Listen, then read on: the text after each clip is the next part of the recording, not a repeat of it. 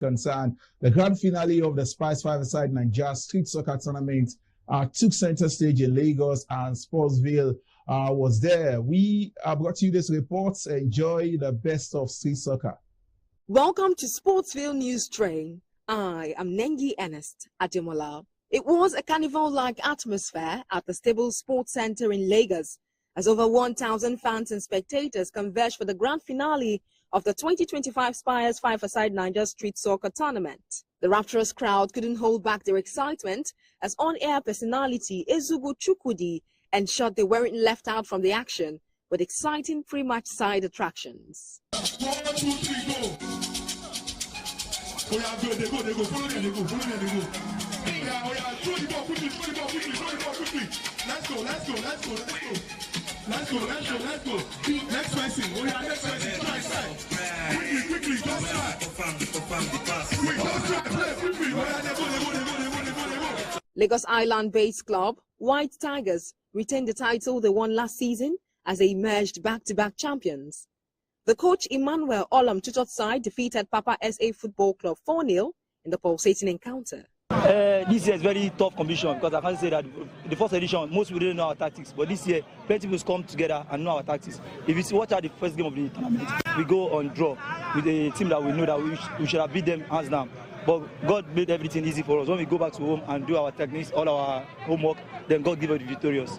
Yeah, it was an interesting one, a lot of great things. But I always believe in my boys because I'm specialized on 5-a-side games, so it's always easy for me. But I believe God is always doing his work for us too. So it's a great one, and I would say big thanks to Spires 5-a-side because this is not an easy tournament, and they are really trying for the community. So I'll say it's a wonderful one. White Tigers went home with a prize money of 5 million. Papa SA received the sum of 3 million as runner-up, while Greater Tomorrow FC pocketed a consolation prize of 1 million after they defeated Checkers United 3-1 to claim the third-placed honors.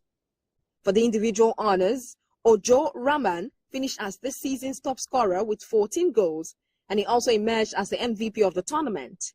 He received the sum of 500,000 for both awards. Coach Emmanuel Olom of White Tigers got 250,000 as the coach of the tournament, while the Golden Glove Award went to the goalkeeper of Papa SA, Sadiq Ridwan, who received 250,000 cash prize as well. I have to congratulate the organizers. They have done well. Last year I was here, I saw what they put up, and this year again I'm seeing the same thing. And I have to thank all of you for putting a great event like this. And it's left for the boys to grab this opportunity and showcase their skill, what they have. You never can say there may be a scout around who will just scout any of the players. So for me, I believe it's an impactful initiative. It addresses situations where people have to show their talent and all that. I think it's a good one. It's impactful for those who have the talent in football. For those who need to also unwind, it's also a way to come and watch and understand how it is to get talents from the grassroots. I think it's a good one. I think it's sustainable, and I see it coming on every other year as well. Well, the truth is that the corporate world has never shied away from genuine initiatives such as this. And we can see the impact here. We see the youth.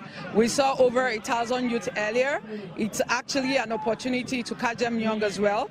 And I believe that the corporate world is not going to shy from it, and will be seeking more opportunities to partner. The initiator of the tournament, Dr. Bankole Alibe, said Spires will continue to sustain the standards as they hope to build on the success of this year's event ahead of 2026 and beyond. Quite challenging, but it's quite rewarding as well. It's been a long walk.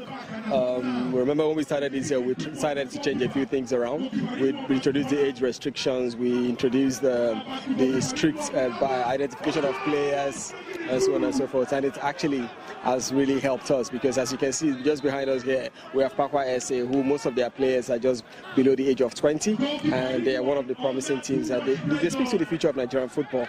And also, like I said, we introduced new things this year. We have our street food section, we have our tech section, we have training people, capacity building as usual, and so on and so forth. Yeah, so it's been quite challenging, but again, it's quite rewarding. As you can see at the beginning, we had over 800 people that has been part of this experience, and we still have a lot of people still coming in. It shows that if we do things right, a lot can change for Nigerian football.